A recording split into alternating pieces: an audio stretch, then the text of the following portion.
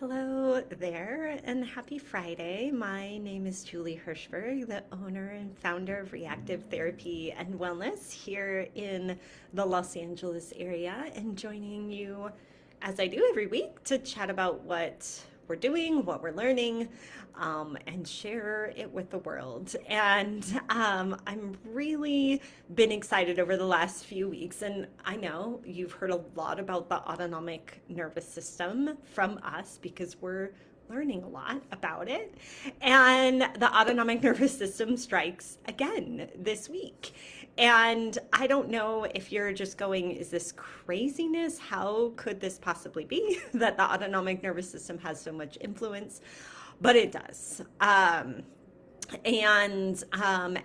we dive in deeper, last week we talked about the eye. This week we're talking about the otoliths, those special parts of the ear that sense gravitational forces and acceleration. Um, they too are connected to the autonomic nervous system. And it's really been learning through my colleagues. So I have two amazing colleagues, Jamie and Katherine, both therapists in the Colorado area, both in the vestibular world, and both really into understanding some of the deeper layers that are associated and some of the integration that goes on in the central nervous system with the vestibular system. And by the way, if you wanted to meet them, I've interviewed both of them, so you can check out their videos. But they've been sharing a lot with me, a lot with our crew during our Brain Bites live sessions, beyond the basics of the vestibular system, and in particular, how it is connected with the autonomic nervous system, and even more specifically, how the otoliths are connected to the autonomic nervous system. So let me ask you a question, because this is really where my interest has grown in this as I'm seeing more people with 3PD, I'm seeing more people with motion sensitivity. Do you see people, have you had this yourself where you have a sensitivity to gravity? So changing positions, acceleration, so being in a car or when that car comes still, or being in an airplane, or being in an elevator. I have certainly worked with a lot of people over the last few years, but I think particularly more in the last year, who have these sensitivities. Maybe they come in also kind of feeling disconnected or dizzy with some of these sensations as well. And the organ of the vestibular system that responds to those sensations and can cause dysfunction are the otoliths. And it turns out, as I've been reading a ton this week, that it might be those central connections between the vestibular nuclei and the autonomic nervous system and the otoliths that can be a piece of the puzzle when people are reporting some of those symptoms. So this is exactly what we're going to talk about today, is how these are related. So we'll talk about the vestibulosympathetic response. I didn't even know there was a thing. And now I've read a lot about it and it makes a lot of sense. The anatomy, because I love the anatomy, the physiology. I feel like it really informs us about what's actually happening. And then what does this mean for our assessment and treatment? And really, when we think about it, and this is what Jamie and Katherine have been talking to us a lot about, is like, don't forget about the otoliths. Don't forget that they're connected to these key areas of the autonomic nervous system. They often get overlooked when we think vestibular rehab. We think like head turning, we think of the VOR, and the otoliths get overlooked. And it turns out from the autonomic standpoint, it looks like it's more connected with the otoliths. So let's talk first about this vestibular sympathetic response. I found this so fascinating, and there's this lovely article from 2014 by Yates and colleagues that did a really great summary of all of the literature that support this response. It's a heavy read, but well worth it. And by the way, every Friday I've started putting together our videos from the week. And that includes this video. I did a video on Wednesday on subjective visual vertical. You can catch that video. And then I put links to all the articles and any other resources that I share. So if you're on our email list, you can get that every Friday delivered right to your box. So going back, what is this vestibular sympathetic response? So the role of the vestibular system, we know some of its key functions are adjusting the eyes, the neck, the head, the body position in space to compensate for changes in movement, in particular linear and angular accelerations. And this is very, very well established. Some of the findings for this vestibular sympathetic response came from looking at motion sickness, because when people have motion sickness, we see signs and symptoms of autonomic response. So we see pallor, we see cold sweating, we see nausea, vomiting, all from the autonomic nervous system. So that was some of the first clues that there was a response occurring here. There's a connection there. Now we know more. We know more than it's just a response to motion sickness. Now there's a lot of evidence to show, both in animals, by the way, and humans, that the vestibular system actually plays an active role through the autonomic system, particularly in adjusting blood distribution throughout the body during our movements. This is so cool to me. During our movements, during changes in posture, and we can actually see that the blood redistributes throughout the body based on vestibular stimulation. So this connection is called vestibulosympathetic reflexes. We can actually get changes in blood flow based on our changes in head position.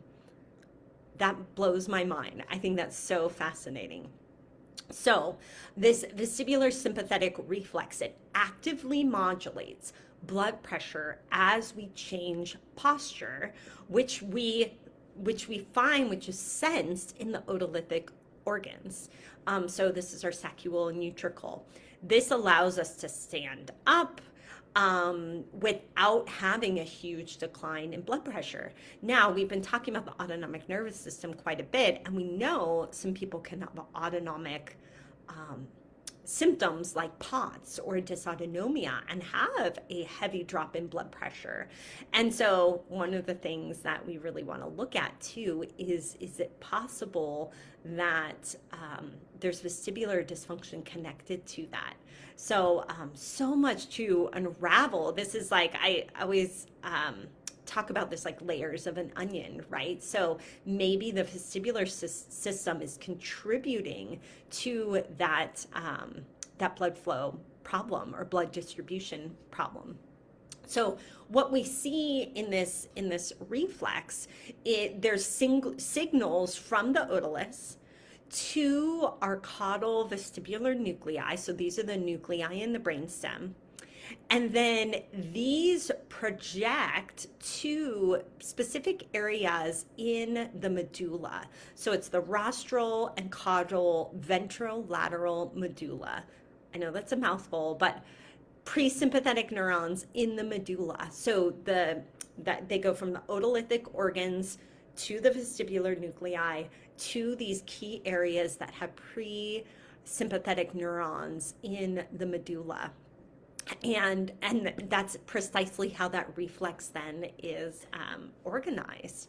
And it allows us to kind of proactively have blood redistribution quickly. So, by the way, this reflex acts very quickly, whereas some of the other responses to blood flow or changes act more slowly based on the myelination of the nerves. These act very quickly and proactively to make sure we have enough blood to our brain, which is a very, very good thing.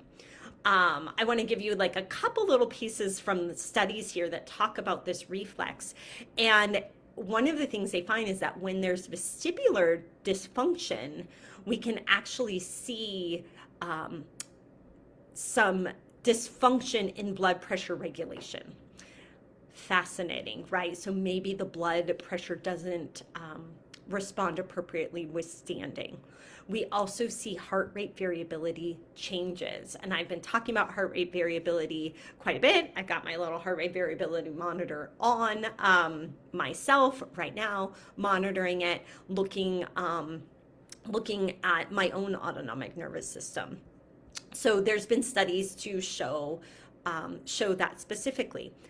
Other things, I find this really interesting, is that when they've done studies where people move head flexed downward in prone, so again, orienting to gravity, so that's an otolithic function, or head upright, they can see changes. They do direct recording from sympathetic nerves and looking at muscle responses and skin responses and seeing a change based on the otoliths being activated.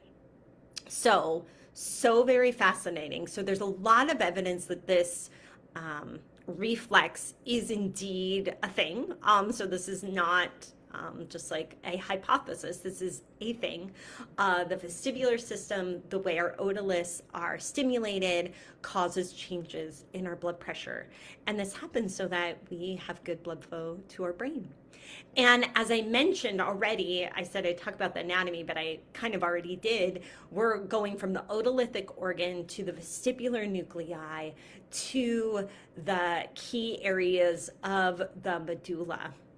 So particularly the rostral and caudal ventral lateral medulla, where there are key areas of sympathetic fibers. So that's kind of the anatomy and the reflex loop that we see involved. Now, we also know, as we've been talking about the autonomic nervous system, there's a lot of extra input and influences on that reflex. So the locus coeruleus is one piece of that. The periventricular nucleus of the hypothalamus. These also receive vestibular inputs and they can mediate some of these sympathetic responses. The cerebellum is another area that's been shown to regulate the gains of the vestibulosympathetic reflex. So we can think of the reflex itself, but also some of these descending inputs from the autonomic nervous system or the cerebellum, which kind of makes sense because the cerebellum's getting a lot of information from our sensory system about where we are and how we're going to respond to movement. So yes, it's this reflex modulated in the brainstem, but with a lot of input from other areas of the autonomic nervous system and the cerebellum. So cool. I just love the brain. I'm learning so much about it. So what does this mean for us? What does this mean as therapists that we want to look at? So first, if we're having somebody describe those symptoms of that sensitivity to acceleration, to gravity, feeling disconnected, disembodied, we want to screen that otolithic function, and we want to screen that autonomic function and also look at how they're interacting. So on Wednesday, I shared in our Instagram feed a video of a subjective visual vertical. This is a way to test otolithic function. I love it. It's a simple bucket test. Again, if you're on our newsletter. You'll get an email with that video today. So join our email newsletter to get all the goodies. So that's just one way to test it. We also can look at changes with posture and positioning of the head and the body. Does the head actually align to neutral, or is it tilted? That may indicate otolith dysfunction. There's other tests too, like the Fukada stepping test. There's actually quite a few tests that look at otolithic function. And I highly recommend, I'm going to give a plug for our webinar coming a week from today. It's in the evening next Friday. Katherine and Jamie are going to join us to talk about the otoliths and how these are a key piece that are often forgotten, and particularly because we know they interact with the autonomic nervous system, how it's important for us to not forget about them. So I put a link in the comments here so you can check that out. Our free webinar by Jamie and Katherine on the otoliths, and it's going to include how to assess and how to treat. And so we need to assess both the otolith, but also the autonomic nervous system. So as I talked about last week, looking at some of the things in the eyes, like pupils, changes in respiration, changes in perspiration, color of the skin, nausea, maybe even vomiting, changes in blood pressure and heart rate as they respond to gravity. So this is particularly important because that's a direct connection with what the otolith provides. So all of that we would also want to include in our assessment. So both autonomic and otolithic function. And then that directly goes into treatment, because what it really means is that we need to treat both.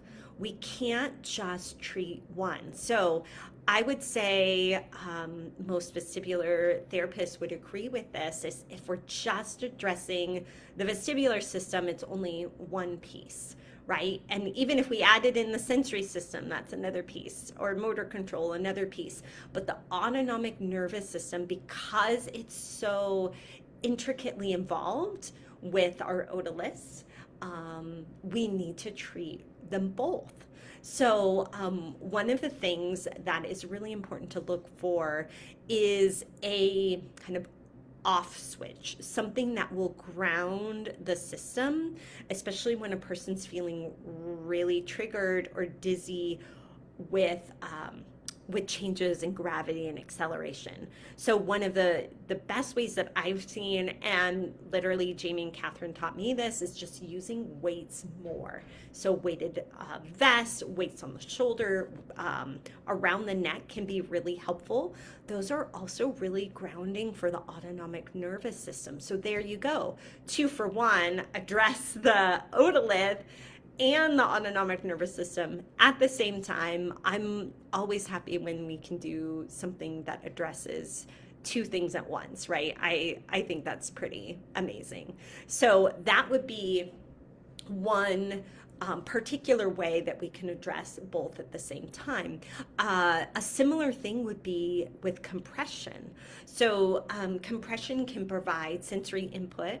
It can be very grounding for us if we're feeling off because of our otolith dysfunction. It can also help with blood flow return for our autonomic nervous system. So again, that would be another piece that we might incorporate into treatment. And I certainly do this a lot. This is what I see most commonly in 3PD, but other problems with dizziness is a sensitivity of the otoliths and responses to gravity and acceleration. And these particular pieces, combining the autonomic nervous system with our vestibular training, have been highly, highly effective. I can't even tell you. It's the mainstay. So going into autonomic and otolithic treatment, coming to it in more detail, join us for our webinar on Friday. It's going to be fabulous. Jamie and Katherine are experts in this field and really love to approach the vestibular system and the otoliths in a little different way. So that's a free webinar. You can join us on Friday, next Friday, June 4th in the evening at 5:30. We'll dive deeper into this topic. And I can't wait to see you there. Thanks so much. Have a wonderful Memorial Day weekend, and I will see you next week.